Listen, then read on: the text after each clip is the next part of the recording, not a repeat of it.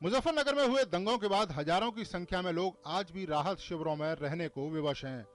दंगों से प्रभावित और राहत शिविरों में रह रहे लोगों को सरकार एक मुश्त आर्थिक सहायता 5 लाख रुपए दे रही है, लेकिन राहत शिविरों में रह रहे लोगों के अनुसार प्रशासन ने आर्थिक सहायता देने के लिए ठीक से सर्वे नहीं किया। एक ही परिवार के अलग अलग रह रहे लोगों को, जिनके मकान भी अलग अलग हैं, राशन कार्ड अलग है, एक मानकर प्रशासन आर्थिक सहायता दे रहा है। अलग अलग रहते हैं जी। सबसे बड़ा मैं ही हूँ, छोटों को हरा मुझे बाप के उसमें जोड़ दिया। मेरे पास 6 बच्चे हैं जी, 2 हम हो गए, 8 सदस्य का परिवार है जी। क्या ये परिवार अलग नहीं है जी? हम जो 4 भाई, हमारे घर मकान सबके अलग अलग है। और मैंने मुख्यमंत्री को फेस से की है, वहाँ से मेरे कोई इंक्वायरी नहीं आई। मेरे को पता था कि वहाँ से ये इंक्वायरी आएगी, झूठ नहीं बोलना। मैं झूठ नहीं बोल रहा, मेरा घर मकान अलग है। मेरे साथ जाके कोई भी कैमरे वाला, वीडियो वाला चल सकता है। मैं अपना घर मकान दिखाने को तैयार हूँ। तो सबके पते अलग अलग हैं? सबके पते अलग अलग है, राशन कार्ड अलग अलग है, पहचान पत्र अलग अलग है। सबके साथ में ऐसी दिक्कत है। मेरा भी घर मतलब 1 किलोमीटर पे है, मेरे बाप का भी मतलब फैसले पे है। सबके साथ में यही बीत रही।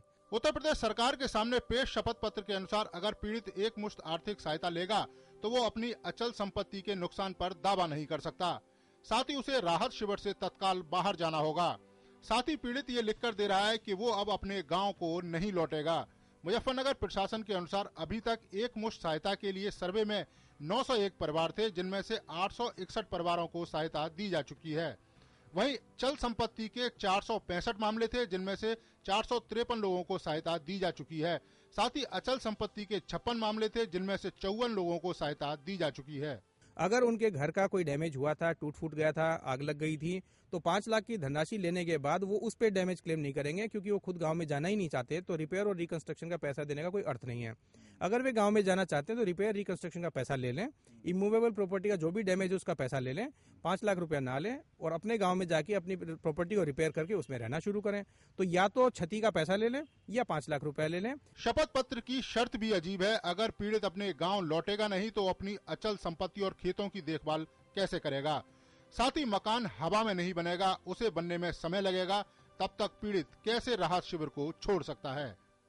जैसे तैसे तो ये लोग गुजर बसर कर रहे हैं, लेकिन इनके सामने सबसे बड़ी समस्या अब मुआवजे को लेकर है।